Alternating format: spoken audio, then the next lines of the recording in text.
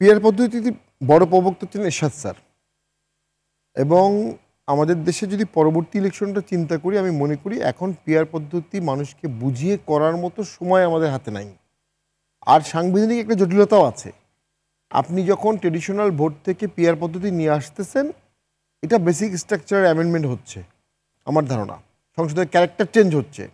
এবং আর্টিকেল 121-এ আমাদের বলা আছে যে বাংলাদেশকে there shall be one electoral roll for each constituency. 300 ভাগের দেশ ভাগ হবে, প্রত্যেক ভাগের জন্য আলাদা আলাদা ভোটার লিস্ট থাকবে।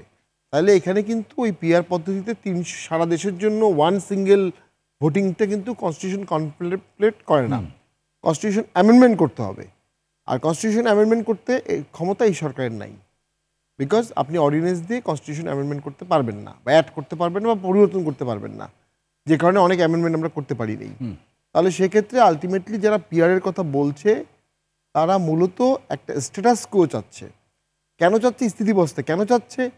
কারণ তারা একটা অংশ তারা আন্দোলন করেছে, রক্ত দিয়েছে, প্রচুর সাহস দেখিয়েছে, তারা এখন রাষ্ট্র চালাচ্ছে। রাষ্ট্র চালানোর যে অসাধারণ আনন্দ নির্বাচন না করে এটা তারা পেয়েছে। বিপ্লব তাদেরকে কিছুটা ম্যান্ডেট দিয়েছে। একটা ভোট করতে গেলে একজন মানুষের 5 বছর, যেটি আপনি বলছিলেন যে এই সরকার সেটি করতে পারবে না, তাহলে যারা দাবি করছে তারা কোন উদ্দেশ্য রেখে দাবি করছে? তারা মূলত ওই যে বললাম স্থিতিবস্থা যা চলছে তাই চলবে, অর্থাৎ বর্তমান যে পরিস্থিতি এটাই চলবে। তারা ইলেকশন অবস্ট্রাকশন ফোর্স হিসেবে কাজ করছে।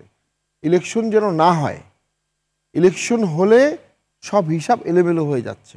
বিশাল বড় জাতীয় পিআর পদ্ধতির দাবিকে আপনি দেখছেন যে নির্বাচন না হওয়ার একটি দাবি হিসাবে। পিআর পদ্ধতির দাবিটাকে আমি কখনোই বোনাফাইড দাবি বলছি না, এটা একটা প্যারোকিয়াল দাবি, শুধুমাত্র ইলেকশন পেছানোর জন্য ব্যবহার করা হচ্ছে। যারা পিআর এর পক্ষে সামনের ভোটে কথা বলছে তারাও জানে প্র্যাকটিক্যালি সামনের ফেব্রুয়ারির ভোটে পিআর আনা সম্ভব না।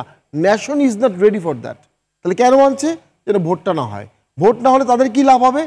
তারা এখন রাষ্ট্র পরিচালনা করছে 50%, কিন্তু ভোট হলেই তারা চলে আসবে তাদের পার্সেন্টেজে 10%, 8%, 12%, 16%, হোয়াট এভার ইট ইজ।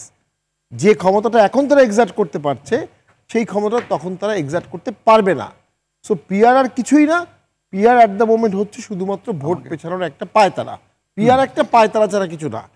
এবং যে দেশে মানে আমরা ভোটটা সুষ্ঠু করতে যাচ্ছি সেখানে পিআর এর একটা বড় সমস্যা আছে, যেটা নিয়ে আমরা আসলে খুব সলিউশন পাই না। আসন বন্টন করবেন কিভাবে? পিআর হলো একটা পার্টি 100 সিট পেল, তাকে কোন 100 সিট দেবেন আপনি? এটা ক্ষেত্রে অনেক মডেল আছে, অনেক রিমডেলিংও আছে। আমি যেটা অনুভব করি, ডক্টর ইউনূস স্যার একবার শেষ করে দিচ্ছি, ভোটের কথা বলেছেন এবং তার সবচেয়ে কাছের 2 এলাই ডানে এনসিপি বায়ে জামাত, দুজনই আবার ভোটের বিরুদ্ধে বলছে যে আমরা এনসিপি কি বিচার না হলে ভোট করতে দিব না, সংস্কার না হলে ভোট করতে দিব না, অথবা লাস্টে যেটা বললো যে পিআর এর জন্য আন্দোলন করবে। পিআর না হলে বাংলাদেশে বলছে পিআর না হলে নির্বাচন, সেই ক্ষেত্রে তো আমরা মনে করছি